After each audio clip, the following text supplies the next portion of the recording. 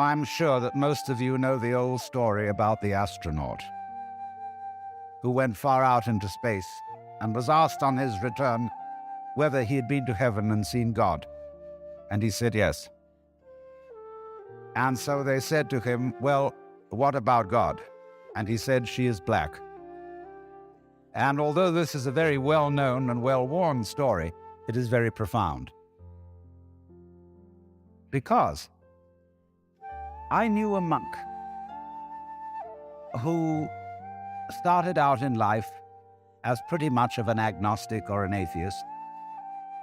And then he began to read Henri Bergson, the French philosopher who proclaimed the vital force, the élan vital.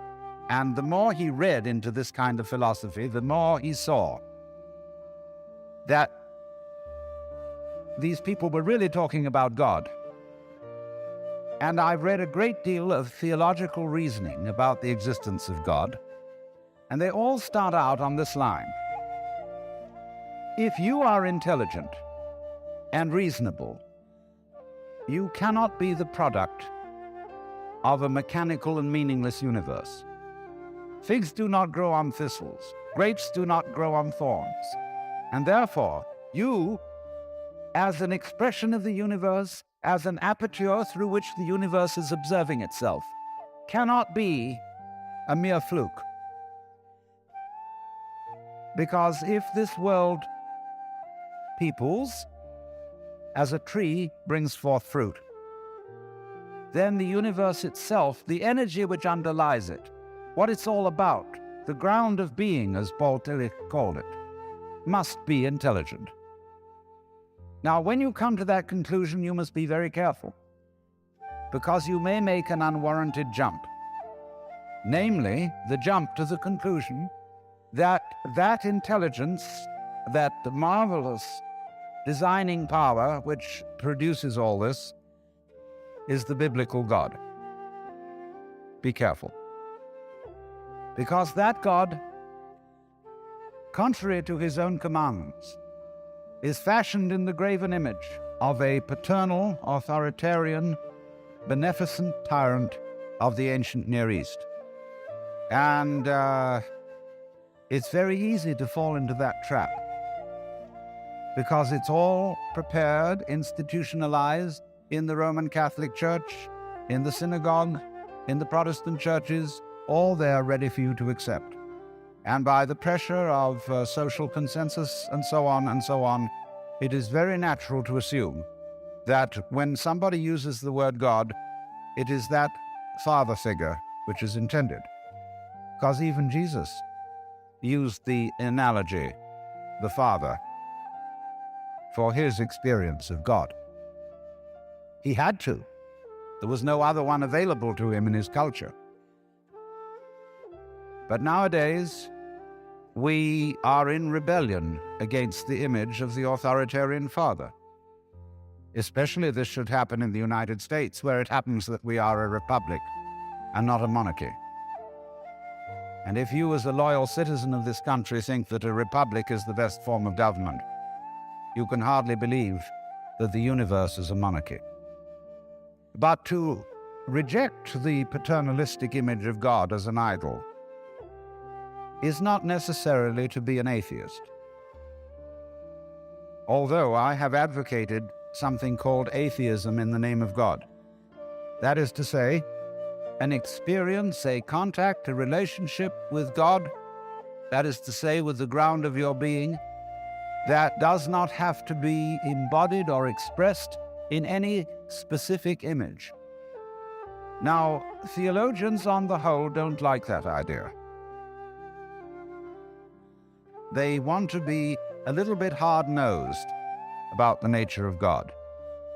They want to say that God has indeed a very specific nature.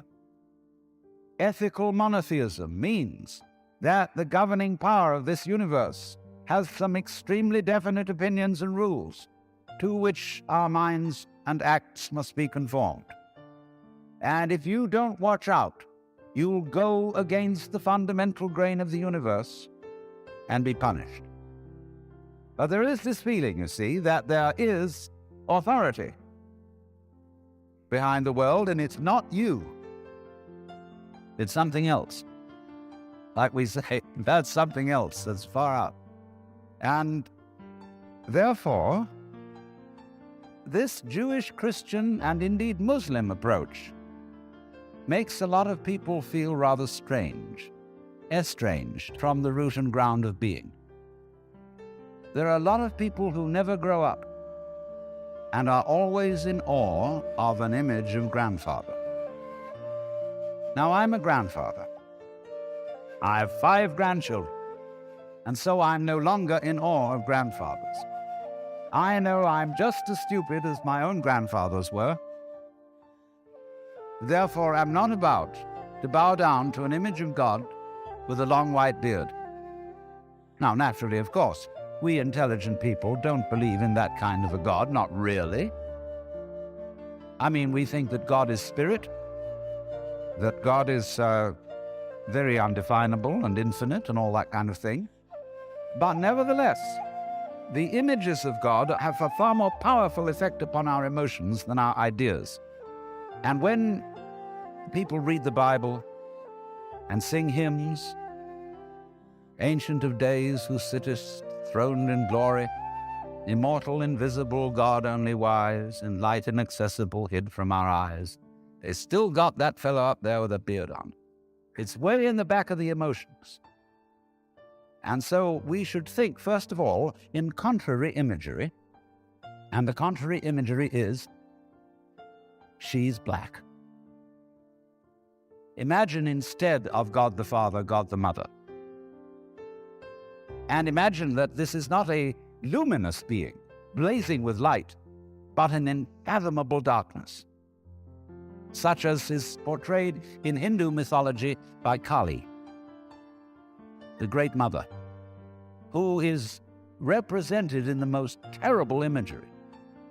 Kali has a tongue hanging out long, drooling with blood. She has fanged teeth. She has a scimitar in one hand and a severed head in the other. And she is trampling on the body of her husband, who is Shiva.